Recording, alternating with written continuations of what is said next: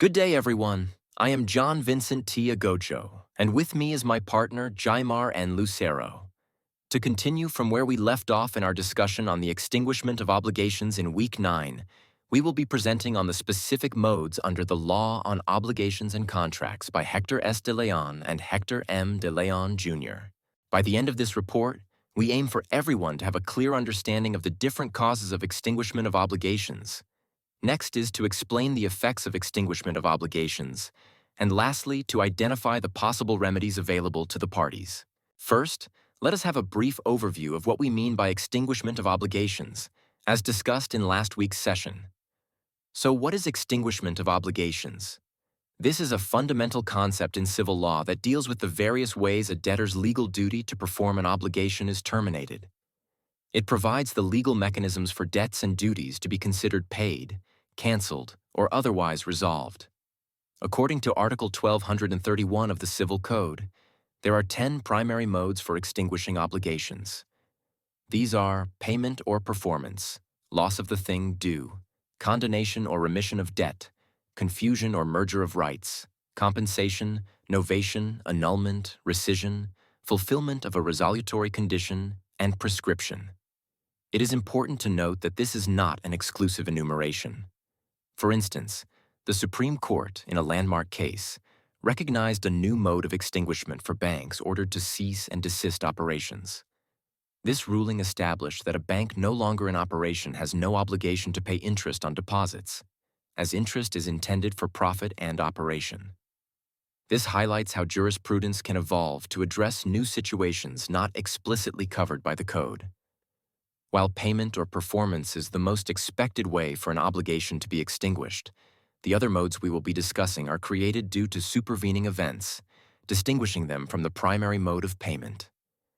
Today, we will focus in detail on the key modes assigned to us: condonation or remission of debt, confusion or merger, compensation, and novation. And we will also briefly touch on the other causes mentioned in the Code. These topics are not just legal theories. They are practical tools that dictate the resolution of countless real-world agreements. Let us begin with a deep dive into condonation or remission of debt. In simple terms, condonation is like a generous act of forgiveness. Imagine a friend owes money and the creditor decides to say, "Do not worry about paying me back. Consider the debt settled." In this scenario, the creditor is freely giving up the right to collect the debt from the debtor. This act of forgiveness, without asking for anything in return, is the essence of condonation. It is a fundamental concept rooted in the idea of liberality, a gratuitous act that voluntarily releases an obligation. Because it is a form of donation, it cannot be presumed and must be proven with clear and convincing evidence to have legal effect. The essential characteristic of remission is that there is no equivalent received for the benefit given. If something were accepted in return, such as the debtor giving an old watch, the legal nature of the transaction would change entirely. This is the crucial distinction that sets condonation apart from other modes of extinguishment. If something of value is received, the transaction would be considered another legal form of extinguishment, such as dation in payment, where property is given in lieu of money. A cession, which involves an assignment of property to creditors. Novation, where a new obligation replaces the old one. Or a compromise, which is a mutual settlement. The remission can be complete or partial, meaning the creditor can forgive the entire debt or just a portion of it, providing a flexible tool for resolving legal obligations. The creditor may say, "You do not have to pay back the full amount, just half." And that partial remission is just as legally valid as a full one, as long as it is done with the proper formalities. Condonation can be made either expressly or impliedly. Express condonation is declared verbally or, more commonly, in writing, and it must comply with the formalities of a donation. These formalities are in place to ensure that the act of forgiveness is intentional and legally sound. For instance, if the condoned debt is in the form of personal property valued at over 5,000 pesos, the condonation must be in writing and signed by both parties to be valid.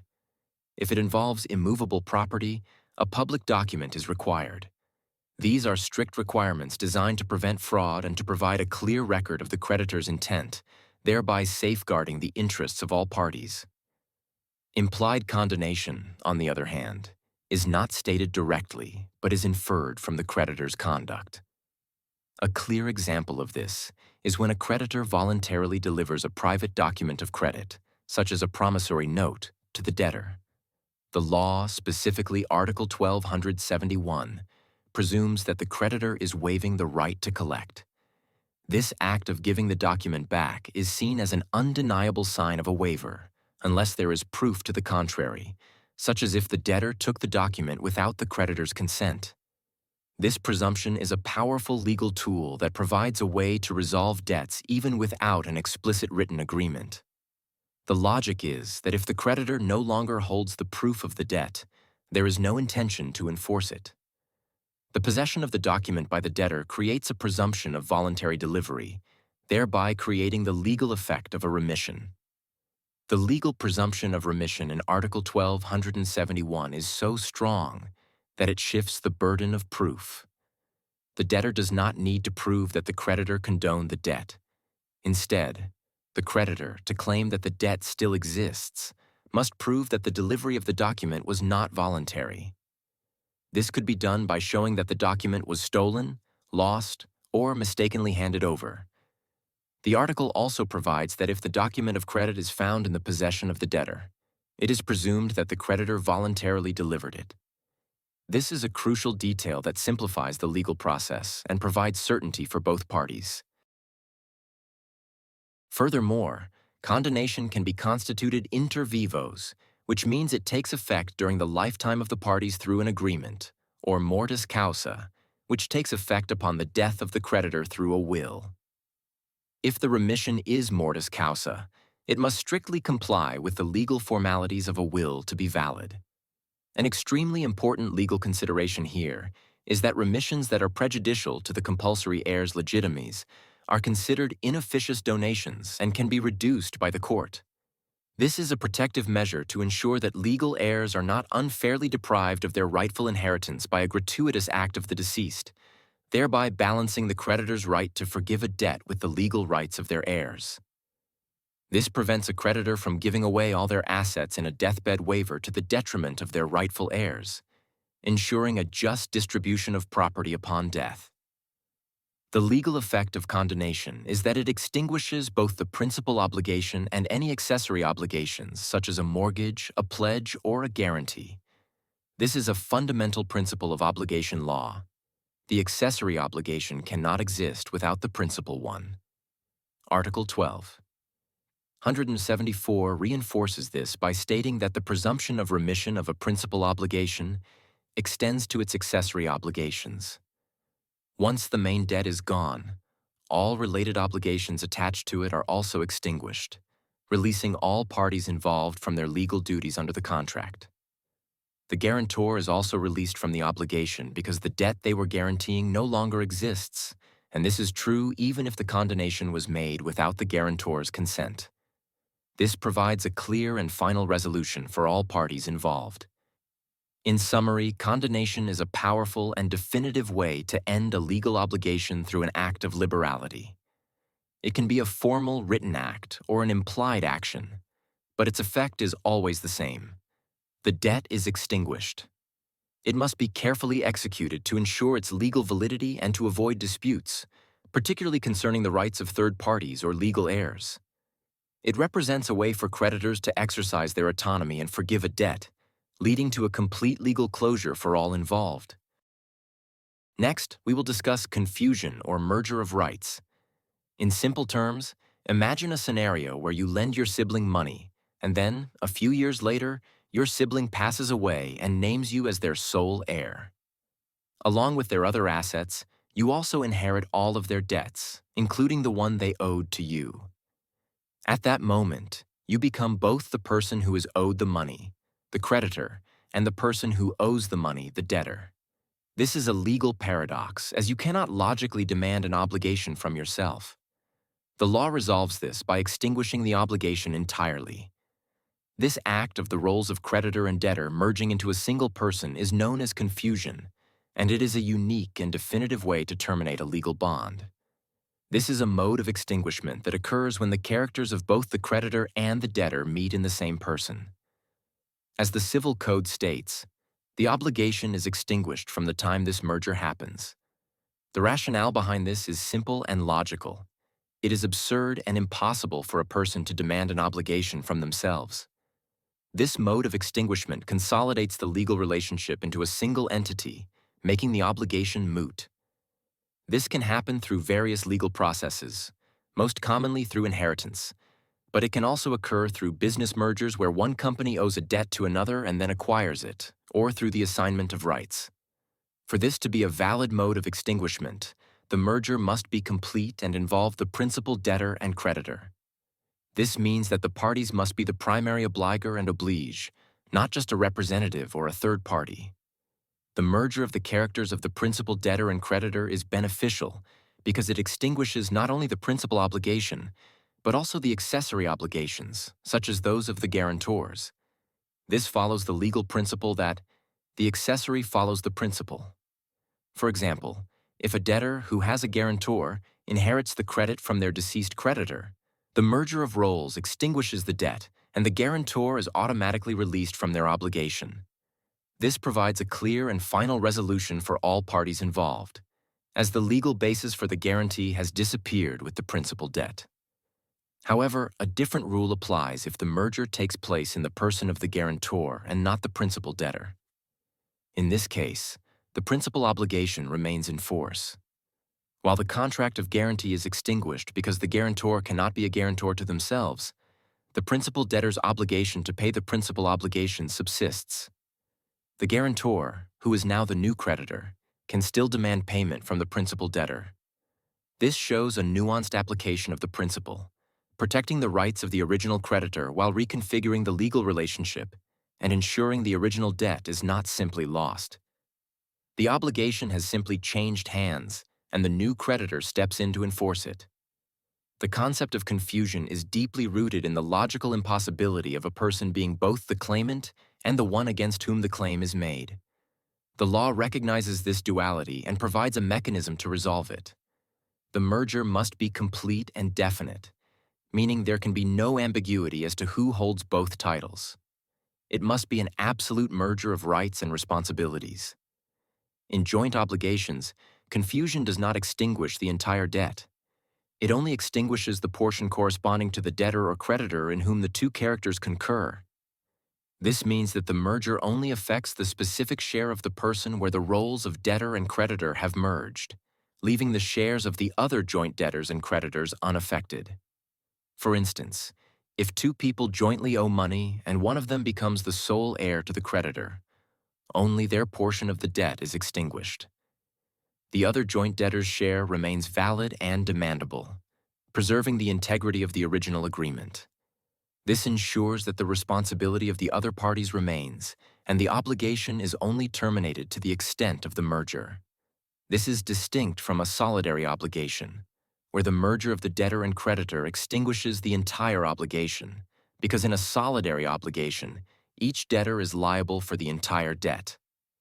The legal consequence of a solidary obligation is that the merger of the roles in one person extinguishes the entire obligation for all debtors. The timing of the merger is also a critical element. The obligation is extinguished from the moment the characters of creditor and debtor meet. This means that any accrued interest or penalties on the debt up to that point are also extinguished, and no further interest can accumulate after that date. The moment of merger is the moment of legal finality for the obligation. In essence, confusion is a mode of extinguishment that arises from a logical necessity. It resolves a legal paradox by terminating the obligation, but its application varies depending on the nature of the obligation, joint or solidary, and the person in whom the merger occurs. It is a precise legal tool that brings a clear and final end to a legal relationship. In essence, confusion is a mode of extinguishment that arises from a logical necessity. It resolves a legal paradox by terminating the obligation, but its application varies depending on the nature of the obligation, joint or solidary, and the person in whom the merger occurs. It is a precise legal tool that brings a clear and final end to a legal relationship. Thank you, Mr. Agojo. I will now discuss compensation and novation, as well as other causes of extinguishment. Compensation is a mode of extinguishing obligations that takes place when two persons, in their own right, are creditors and debtors of each other. The debts are extinguished to their concurrent amount. In simple terms, this is like you and a friend agreeing to call it even for two different debts. Imagine you owe your friend 1,000 pesos for a book they bought you, and at the same time, your friend owes you 500 pesos for a meal you paid for. Instead of both of you giving each other money, you can agree that your friend now only owes you 500 pesos, and your debt is completely settled. The debts have been offset to the amount where they overlap. This is a very practical and common way to settle mutual debts without the need for a physical transfer of funds. It simplifies transactions and provides a clear mechanism for balancing accounts between two parties. There are different kinds of compensation, each with its own specific application. Legal compensation, which is the most common form, takes place by operation of law, when all the requisites are present, even without the knowledge of the creditors and debtors. It automatically extinguishes both debts as soon as they exist, simultaneously. This form of compensation is particularly efficient because it does not require an agreement between the parties to take effect, and it has the benefit of being legally immediate. Voluntary compensation occurs by agreement of the parties, even if the requisites for legal compensation are not all met. This allows for flexibility and is a reflection of the parties' autonomy to manage their obligations. Judicial compensation is ordered by a court and takes effect upon the issuance of a final judgment. This is a crucial remedy in a lawsuit where a defendant has a counterclaim against the plaintiff. The court can then order the compensation of the debts. Facultative compensation can only be set up at the option of the creditor when legal compensation cannot take place due to a lack of some legal requisite for the benefit of the creditor. An example is when one debt arises from a deposit, where the depositor can set up compensation, but the bank cannot. This gives the party who is in a position of power the right to exercise the compensation to their advantage. For legal compensation to occur, Article 1279 lays out very strict and specific requisites that must all be present simultaneously. First, both parties must be principal obligors and creditors to each other. This means they are not acting in a representative capacity, such as a guardian or an agent. Second, both debts must be for a sum of money, or if the debts are for consumable things, they must be of the same kind and quality. You cannot compensate a debt for a car with a debt for a boat, for instance. Third, both debts must be due, meaning the period has arrived or the condition has been fulfilled, and the debts are ready to be paid. Fourth, both debts must be liquidated, which means the exact amount has already been determined or can be easily computed. You can't compensate for a debt of a specific amount with a debt of an unknown or disputed amount. Fifth, both debts must be demandable, meaning the debts have not prescribed and the obligations are not invalid or illegal. Finally, there must be no third-party controversy over either of the debts, such as a prior claim or retention initiated by a third person. The effects of legal compensation are significant. It extinguishes both debts to the extent of their concurrent amount. Since the principal obligations are extinguished, their accessory obligations, like those of a guarantor, are also extinguished. This provides a clean and final resolution for the parties' financial relationships, making it a very efficient legal mechanism. The guarantor, for example, is released from their obligation because the debt they were guaranteeing has been extinguished by the act of compensation. The principle of compensation is a core pillar of legal efficiency. It prevents unnecessary payments and legal actions by allowing parties to offset their mutual debts. This reduces the risk of one party becoming insolvent after paying their debt, but before receiving payment for the debt owed to them. It provides a simple and direct method of resolving mutual claims, whether by law or by agreement, thereby contributing to the stability of commercial transactions. The final key mode we'll cover is novation. In simple terms, novation is like a legal do-over for a contract. Imagine you have a contract to sell your friend a bike, but you both decide you no longer want to go through with it. Instead, you create a new contract where you sell them a scooter instead, and you both agree that this new contract completely replaces and cancels the old one about the bike. The old obligation is extinguished, and a new one is created in its place. This is the essence of novation, a legal concept that allows for the fundamental alteration of an existing obligation by replacing it with a new one. The old obligation is not merely modified, it is completely terminated and replaced, signifying a clear and final break from the original agreement. Novation has a twofold purpose: to extinguish the original obligation and to give birth to a new one that takes its place. This process is not a simple amendment, but a fundamental change in the legal relationship. A crucial point to remember is that novation is never presumed. It must be clearly and unequivocally established by the parties' agreement. It requires four key requisites for its validity: a previous valid obligation, an agreement between the parties to the new obligation, the validity of the new obligation, and the extinguishment of the old one. If any of these are missing, novation cannot take place. For instance, if the new obligation is void, the original obligation is not extinguished and will still subsist.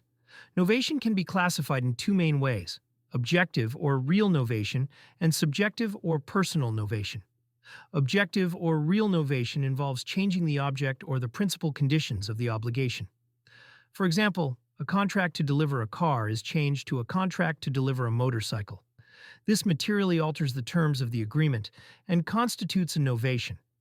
It's not just a minor change, but a fundamental shift in the subject matter or the core terms of the contract. Subjective or personal novation involves changing the parties to the obligation. This can happen in two ways. Substitution of the debtor, passive novation. This can happen in two ways. Expromission is when a third person, without the debtor's knowledge or consent, takes over the obligation with the creditor's consent. The original debtor is released from the obligation. This is a very powerful form of novation because it can be done even without the original debtor's participation. Delegation is when the debtor asks a third person to take over the obligation, and the creditor accepts. This requires the agreement of all three parties: the original debtor, delegante, the new debtor, delegado, and the creditor, delegatario. The original debtor is also released from their obligation. This form of novation is more collaborative and requires the explicit consent of all parties involved, making it a more secure transaction. Subrogation of a creditor. Active novation. This is when a third person is subrogated in the rights of the original creditor. This can be either legal, which is presumed in certain cases, or conventional, which is by agreement.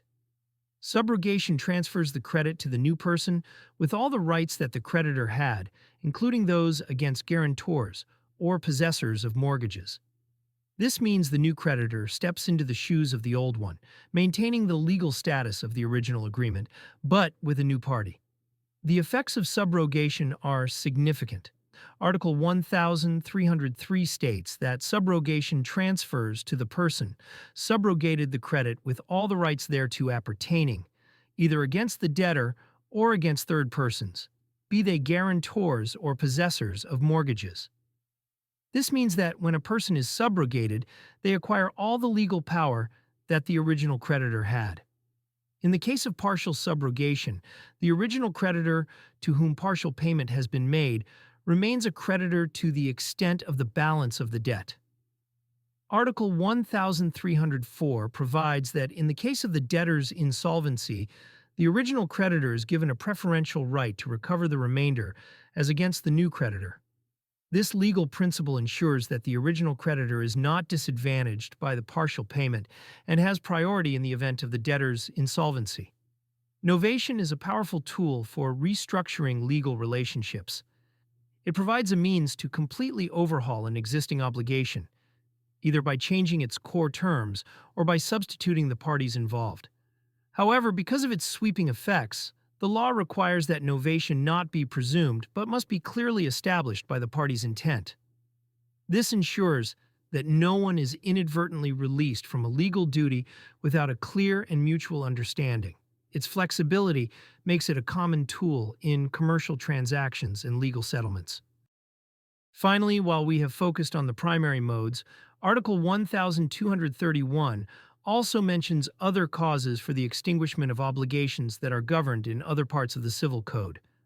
These include annulment, which refers to the cancellation of an obligation due to a defect in the contract, such as vitiated consent or the incapacity of a party.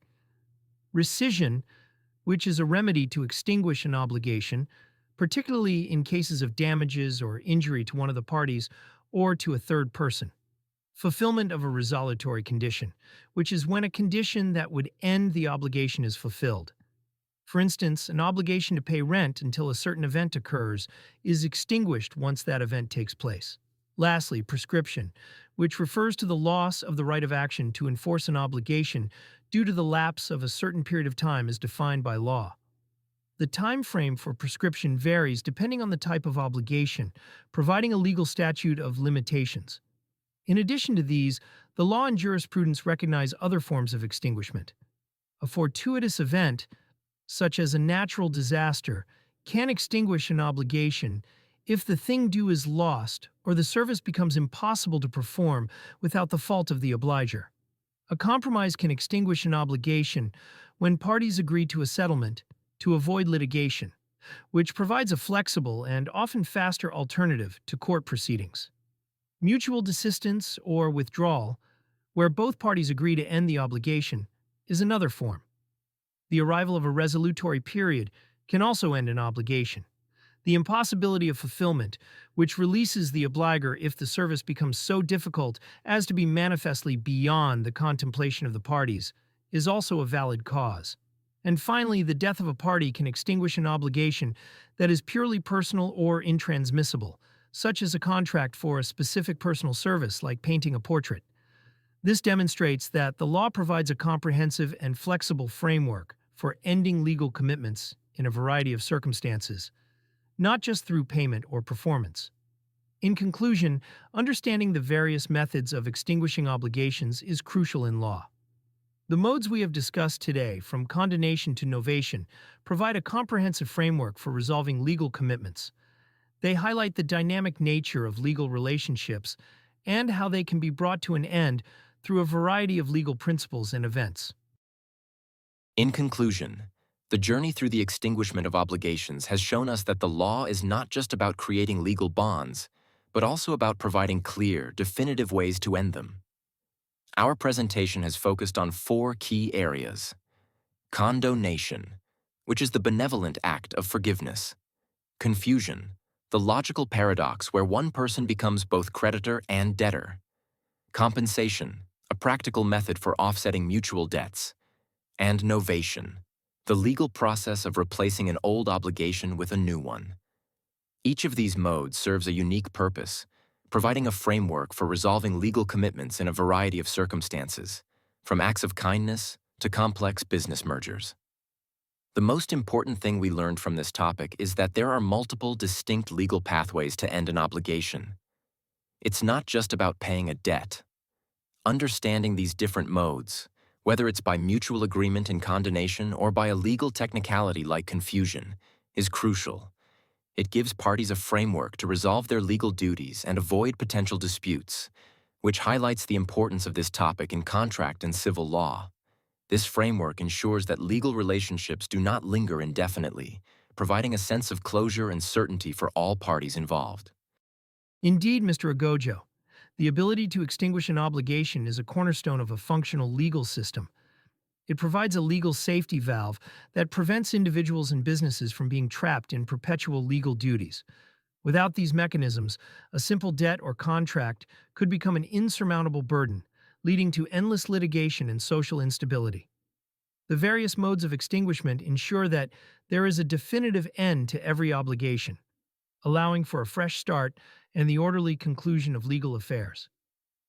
Ultimately, the importance of this topic lies in its contribution to justice and fairness. It recognizes that not all obligations can or should be settled by payment alone. The law accounts for human elements like forgiveness, condonation, logical impossibilities, confusion, and practical necessities, compensation, as well as the need for contractual flexibility, novation.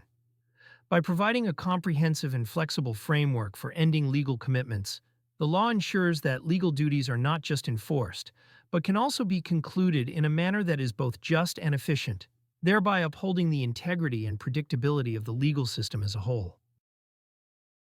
That concludes our presentation. Mr. Lucero and I will now have a brief Q&A session. Sounds good, Mr. Agojo. To start, what would you say is the most important thing we've learned from this topic, and why is it so significant? That's an excellent question, Mr. Lucero. I think the most important thing we learned is that there are multiple distinct legal pathways to end an obligation. It's not just about paying a debt. Understanding these different modes, whether it's by mutual agreement and condonation or by a legal technicality like confusion, is crucial. It gives parties a framework to resolve their legal duties and avoid potential disputes, which highlights the importance of this topic in contract and civil law. Now, I have a question for you, Mr. Lucero. Our work today was quite detailed, and we had to process a lot of legal information. Can you tell us how we were able to come up with this comprehensive script and outline so efficiently? And what was your biggest learning from the process itself? That's a great point, Mr. Agojo. Our work was greatly assisted by the use of an AI tool. The AI helped us synthesize the complex legal text into a more structured and easy-to-understand format.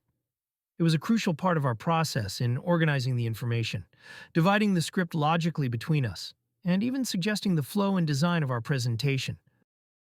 So to elaborate, my biggest learning from this process is that AI is not a replacement for our own knowledge, but a powerful collaborative partner. It helped us focus on the content and presentation, which allowed us to spend more time understanding the topics of condonation, compensation, and the other concepts we discussed. This allowed us to present a more polished and well-thought-out report, and it showed me the value of integrating technology into our academic work. And one final question, Mr. Agojo.